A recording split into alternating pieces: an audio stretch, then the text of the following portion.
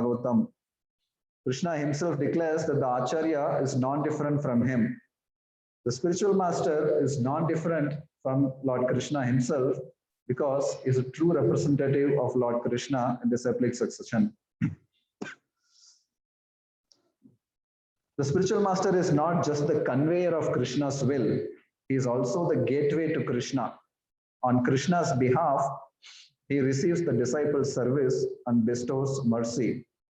So it's not that we receive knowledge from the spiritual master and then we have the knowledge and spiritual master is going on his way and we are on our way. No, spiritual master is the gateway back to Krishna. We hear about Krishna from the spiritual master, and only by taking continuous shelter of the spiritual master, our pathway back to Krishna remains open. Yasya prasadat bhagavat prasado, yasya prasadat na gati kutopi. Only by the mercy of the spiritual master, we get the mercy of Krishna. Only by the mercy of Krishna, we get the spiritual master. We get the association of the spiritual master. Excuse me. I would like to quote something from His Divine Grace Srila Bhaktisiddhanta Saraswati Thakur. Quote, Guru Tattva is indeed a manifestation of Krishna. But one must understand the spiritual master to be a manifestation of the supreme worshipper, Sri Radha, rather than the supreme worshipable object, Sri Krishna. If you can see the beauty of Srimati Radharani's toe nails in our spiritual master's lotus feet in his service, we will no longer think about where to find her. If we are fortunate enough, we can attain service to and darshan of our spiritual master's lotus feet because he is non-different from Sri Radha and very dear to her. I was very happy to come across this particular quotation from Srila Bhaktisiddhanta Saraswati Thakur. Many times we have heard spiritual master is non-different from Krishna. Spiritual master is non-different from Srimati Radharani also. Such a spiritual master is a rare personality and is someone whose very life contributes the best of all fortune to all those who seek his company. His presence in our life is so valuable because it gives us the greatest possible life, a life lived as a preparation for returning to our eternal home. Through the gifts of knowledge, guidance, encouragement, and correction, the spiritual master takes us across this ocean of material nations.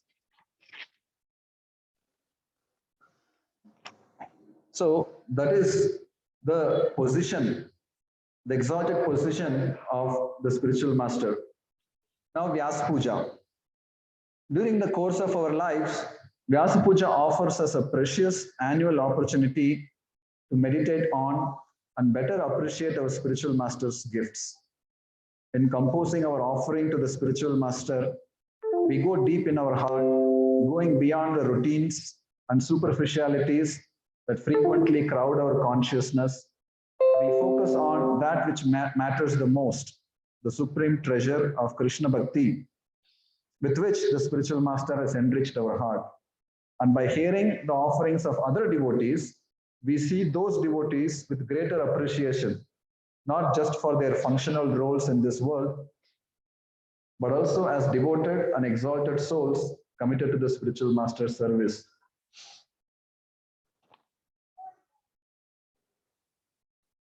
While teaching Rupa Goswami, Sri Chaitanya Mahaprabhu said, Guru Krishna Prasade Pai Bhakti Lata Bij. One can achieve the seed of devotional service by the mercy of Guru. On Vyasa Puja day, we worship the spiritual master as the manifested compassion of the Supreme Lord, and we give thanks for the day he appeared in this world. Expression reflects and reinforces emotion. The celebration of Vyasa Puja is an expression of the gratitude that the disciple feels for the spiritual master. And that feeling becomes reinforced when a disciple expresses one's own gratitude and hears other disciples express their gratitude. Therefore, we set aside this wonderful day for worshipping Srila Vyasadeva and our parampara by worshipping our spiritual master. On Vyasa Puja day, we try to understand our incalculable good fortune by connecting with such a spiritual master. he is not only spreading the message of Srila Vyasadeva, but is showing us how to live it. He personally leads us from this world of darkness to the world of eternal light. We give thanks for his boundless compassion and never-ending efforts to save us. So that is in brief about the significance of this auspicious occasion of the Vyas Puja ceremony. Thank you very much. His Holiness Radhanath Swami Maharaj ki, Sri Vyas Puja Maha Mahotsav ki. Thank you very much, Gokul Chandra Prabhu. Just a couple of announcements. When the darshans will open, I request all devotees to be kindly conscious and make sure that our backs are not facing and we can kind of like turn like a V in that formation once the darshans open. Secondly, I would also like to clarify that when devotees are making their offerings, let us kindly be conscious of the fact that our offering should be pleasing to Maharaj, in the sense that we should not compare Maharaj with other spiritual masters or minimize or in any way compare Maharaj or other spiritual masters with respect to the parampara. So that's just one thing we have to be mindful of. Darshans are opening. Let us please kindly readjust ourselves.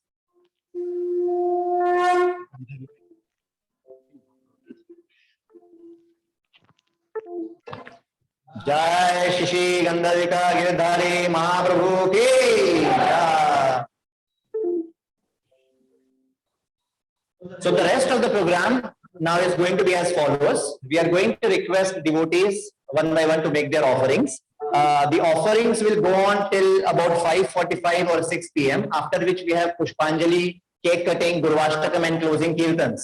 So we are really hard pressed on time. We have to actually close the programs by 7 o'clock so that we are ready for the Gaur Aarti. We have His Grace Hari Kshetra Prabhu with us. Hari Kshetra Prabhu? Yes. So I would like to welcome and acknowledge the presence of His Grace Hari Kshetra Prabhu, who is the Vice President of Narsingh Giridhari Temple, this temple, and he is also the in charge of the Bhakti Center. So I request His Grace Hari Kshetra Prabhu to kindly come forward and make his offering. And I would request Suvan God Hari Prabhu to kindly come and welcome Hari Kshetra Prabhu with the garland.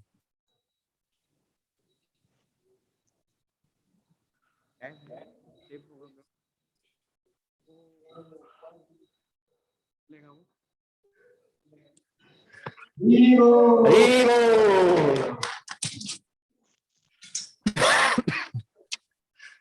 Yeah.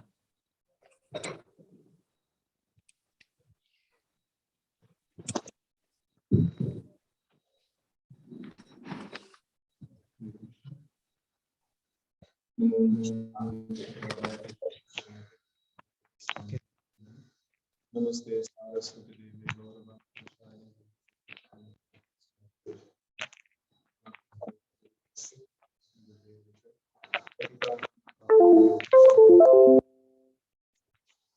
So I had a very brief association with the first few months of my ashram life.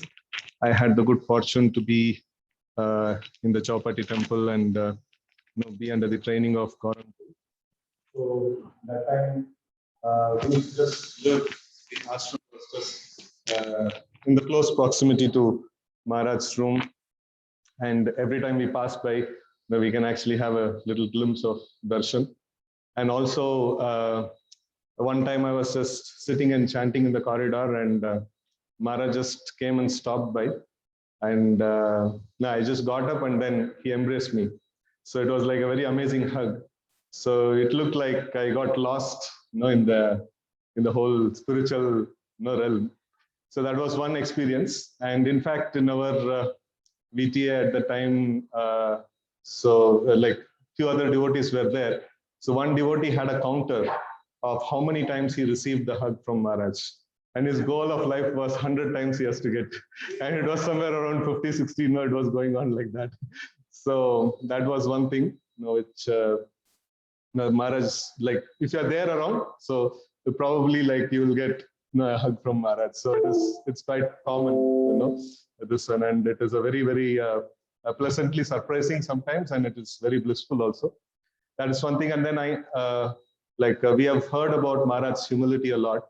So I was getting trained in the DT worship, and the devotee training, he was not keeping Maharaj's picture on the altar. And I asked, like, no, why are you not keeping Maharaj's picture in the altar? So we generally keep the spiritual master's picture in the altar.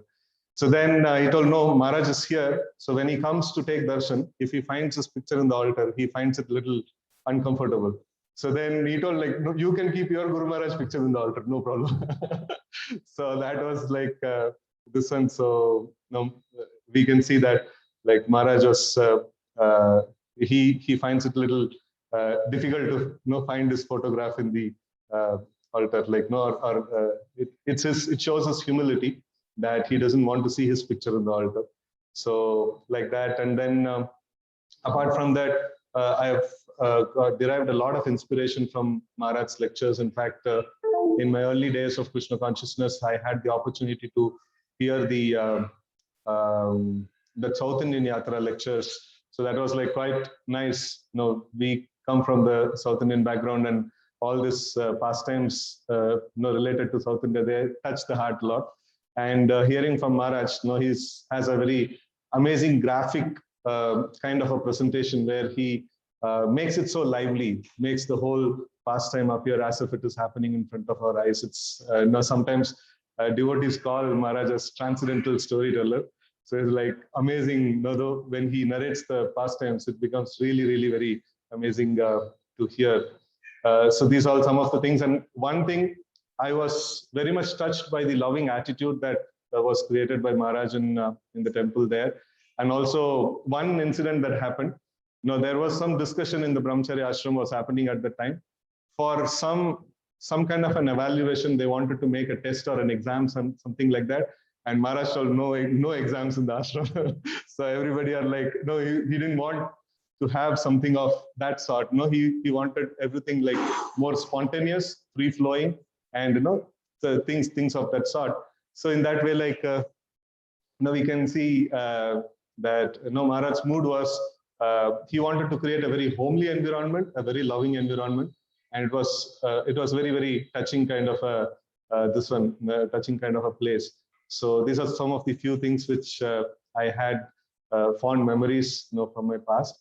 And apart from that, like, I am very grateful to Maharaj for giving such wonderful disciples who are helping me in running my center and in preaching activities and setting a very nice examples. And also I have a lot of brahmachari friends like who are Maharaj disciples. So I cherish their association. So I express my gratitude and thanks to Maharaj for giving such wonderful devotees to the mission of Krishna consciousness, Srila Prabhupada's mission. But thank you very much. Hare Krishna. Hare Krishna. Thank you very much, Harish. I now kindly request His Grace Kartikeya Prabhu to come forward and make his offering. So Kartikeya Prabhu is a disciple of His Holiness Radhanath Swami Maharaj, Radha Govinda Swami Maharaj. He is a youth preacher and he has a YouTube channel called Bhagavad World Separately. He is cultivating hundreds of devotees in Bellandur. So, yeah, yes, Prabhu, please. And I request Swayam Prakash Prabhu to kindly come and welcome Kartikeya Prabhu by offering him a garland.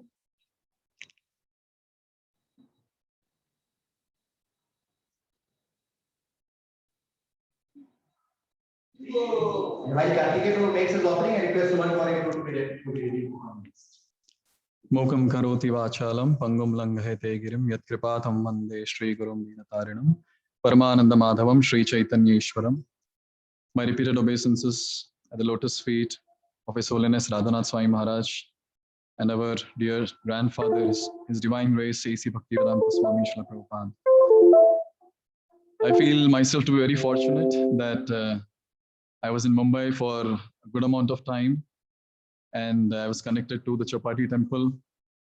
It was very nice that we were able to get the association of Maharaj through his lectures live, sitting in the audience, and Maharaj is there on the Vyasasana. So this was in Chowpatty, and again when I went to Goa, there also we got Maharaj's association like this. Again in the Yatras, so many wonderful lectures, be it Vrindavan, Mayapur. So one thing which I could trace in Maharaj's lectures was the verse Trinadapi Sunechena Taror Api Saishna Taror Eva Saishnunam Amani Namanadena Kirtanya Sadhari. Maharaj, he implements that in his own life and he makes sure that his disciples also implement. So this I got to know when we had a very grand festival in Goa and we were part of the organizing team. So there one of the brahmachari, he was sharing this what happened is it was a 3-day festival. And on the first day, the brahmachari was very happy, and he was sharing with us that tomorrow I'm going to complete 15 years of 16 rounds chanting. So we were also very happy. We were congratulating him, and we are neophytes, so we were congratulating. It was very nice to hear. And then Maharaj came, and then since he was walking with Maharaj, he told Maharaj that no, Maharaj, tomorrow I'm going to complete 15 years of 16 rounds chanting. And Maharaj said, very nice. And then next day, it was a very, very hectic schedule. So a grand festival, a huge auditorium and all that. So he was the brahmachari and all of us were there in the organizing team. And a lot of work was there. So next day, so Maharaj asked him, so have you completed your 16 rounds? So he said, Maharaj, have completed 12, 4 are remaining. Evening, I'll complete it. So Maharaj told him, okay, I've chanted extra rounds. So those 4 rounds are for you. Then that brahmachari was like, no, Maharaj, I'll complete it. Okay, these 4 rounds are of your 16. Whatever you chant, that will be extra. That brahmachari was sharing that maybe I had that pinch of pride that I'm going to complete this 15 years of 16 rounds chanting. And Maharaj crushed it very nicely. In Maharaj's words, crushed it into powder. So Maharaj did this, and also we see in his own life how Maharaj very wonderfully exhibits this quality of humility. I remember this was, I think, the Mayapur Yatra, and His Holiness Jayapataka Swami Maharaj had arranged a grand welcome for Maharaj and all the Yatris, and we were also part of the Yatra. So huge rangolis were made on the road for Maharaj to walk on, and Maharaj was very careful to walk only on those places where there were no flowers and no rangoli. Everyone was forcing, including Janani Vasko and Pankaj Agri, Maharaj, this is for you. And he's like, no, some side is going. So it's very wonderful to have such a great personality amongst us. And it's so wonderful to hear his amazing voice and the way he delivers the lectures, especially Chaitanya Chaitamrit lectures, the Gaur Lila lectures, they're very, very touching. And we feel very fortunate to have taken birth in such a time when all these great personalities are there on this planet. On this auspicious day, I beg at the lotus feet of His Holiness Radhana Swami Maharaj and all his wonderful disciples that please bless us, especially me, so that I can continue serving Srila Prabhupada's mission to the last breath.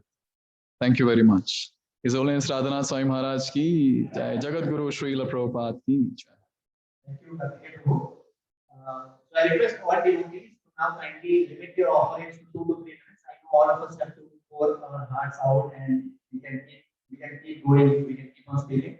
I request all devotees to kindly restrict their offerings to 2 to 3 minutes. And so while Swan Prabhu makes his offering, I request His Grace Braj Kishore Prabhu to kindly be ready with his offering.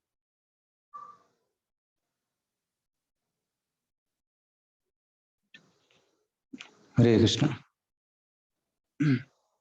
Actually, recently we were hearing the lectures of Kolkata Yatra, which was given by Maharaj.